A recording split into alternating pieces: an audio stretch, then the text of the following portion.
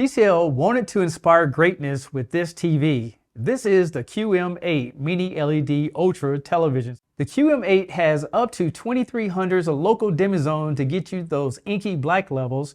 It has up to 2000 nits of brightness, and it supports your Dolby Vision, Dolby Atmos, FreeSync, and a new gaming menu. And if you guys have been following me over the years, I have reviewed a ton of TVs, but one thing I can say about this QM8 is that it's very impressive. Just in case you missed it, I did a video where I unboxed this television and got it set up, so make sure you check that out right after this one. Now these TVs will go on sale, but first thing I want to show you guys the different pricing. I'm using the 65-inch in this video, but you can see you can get it in a huge 98-inch, which costs you around $10,000. So I know you guys are wondering how well this compares against other models, and in the future videos I will do just that. But for now, let's talk about the picture quality on this particular TV. The first thing I want to show you guys is YouTube TV, and this TV looks amazing. On this demonstration, you can see the different color tones and everything looks very natural, very detailed, and it's actually better than a lot of TVs I've reviewed on this channel. Now, if you're a movie fan, you're definitely gonna love this TV. The great thing is that when I was watching different movies and with HDR playing through it, everything was just so much lifelike, very bright, very vivid, and you can see all the details, so it made me want to watch the movie much longer just because how good it looks. The next thing I want to do is show you guys a demonstration of HDR content versus SDR content. And one thing that really stands out is how much brighter it is on the HDR and how much details that you get. You can see in these demonstrations that the TV looks beautiful, and I wish I can have you guys here in the studio to show you what it really looks like. But I made this video as accurate as I could to make sure you can see what I'm seeing. So now we're going to do a glare test. This is showing an anti-glare coating. Overall, it's pretty good. It's kind of creating this kaleidoscope effect. As you can see right there, it's like a star. The viewing angles on the QM8 is decent. As I got around to the side, it kind of washed out. So the best viewing angles is going to be more in the front and a little bit off axis. I also want to show you guys a standby light whenever you're not using the TV.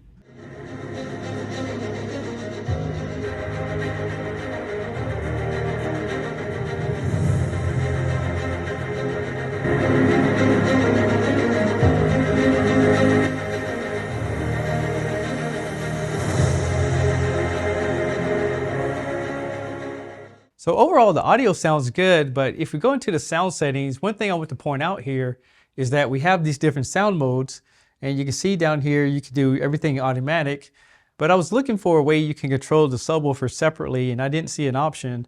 So hopefully in the future software, they give us the ability to do that, because that'll be nice to control how much bass that you receive.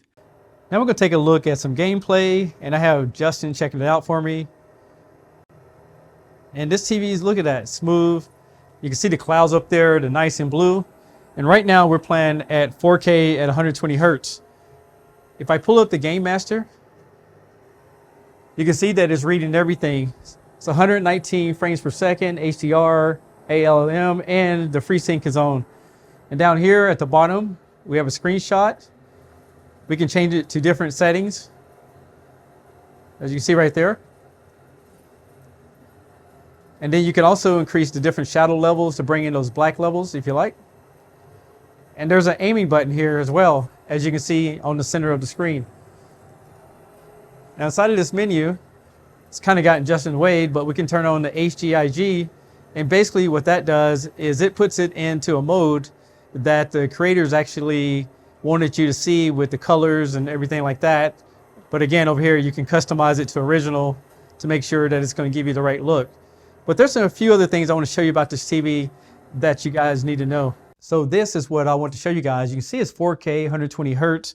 If we go over to the TV details, this TV supports everything.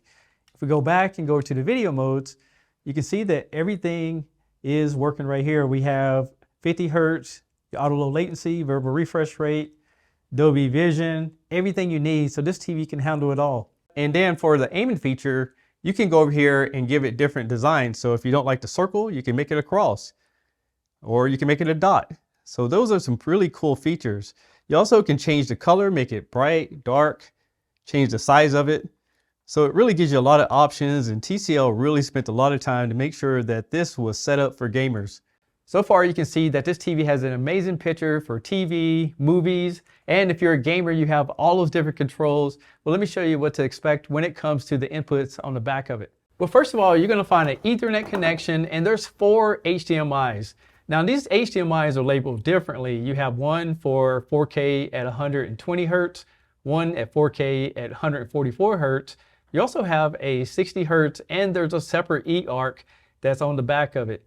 And I really appreciate this because now you have an eARC that's separate from the 220 Hertz and 144 Hertz connections. Now when it comes to that 144 Hertz, the way it's set up is that if you're using FreeSync on the computer, it will max out at 144 Hertz with variable refresh rate, but it's not going to be something that you're going to see in your configurations, just so you guys know. Now you can set this TV up on automatic, but what I recommend is inside of displays, you have what they call intelligent picture settings. And you can see right here, you have adaptive brightness. And with that turned on, the TV is going to go really dim, as you can see there. Also, you have this for color temperature as well. And again, they can actually make those decisions for you, but if you like to have manual control, you definitely want to go inside of there and adjust everything. And they do also have it for sound quality as well. So again, if you want everything automatically, you can just go ahead and go in there and set everything up with the intelligent settings. A few of the things I want to show you is that I did check out the contrast ratio, and I put it in different presets so you can see how it changes with the different tones. And some of them are brighter than others. Another thing I did is I showed you guys the uniformity test, and I would say that overall this TV is very uniformed, and it's just some very minor vignetting over in the corners. And this part really amazed me that whenever you look at 8-bit content and 10-bit content on this TV, it's actually showing almost equally. So that's going to make sure all the content you watch on it, it's going to be great, whether it's old content or new content. The next thing I did is I checked out the motion, and it seems like Smart HDR was the smoothest out of everything, but there's some other settings in here, and you might have to adjust this according to which content that you're looking at so you don't get that soap opera effect. And I also want to check the blooming on this TV, and except for just a natural glow that comes off images, it did a fantastic job, and I want to go through some different settings so you can see how it changes. Now this TV runs off of Google software, so you can see they made a switch from last year where they was using Roku, and it's buttery smooth. As I went through all the menus, I didn't see any kind of glitches. I didn't see any kind of stuttering or anything like that. So you're definitely going to get a good experience when it comes to just using this TV regularly. And I love this new remote control because everything on it is backlit, so it'll be easy to get through all your controls, even in the middle of the night. The last few things I want to tell you about this TV is that I really like the fact that TCL put everything on the bottom here, so I find it to be one of the easier TVs to use. You can easily get through all your settings, plus if you decide to, you can log into a TCL channel and you can run your different media like thumb drives and things like that and play your own home movies.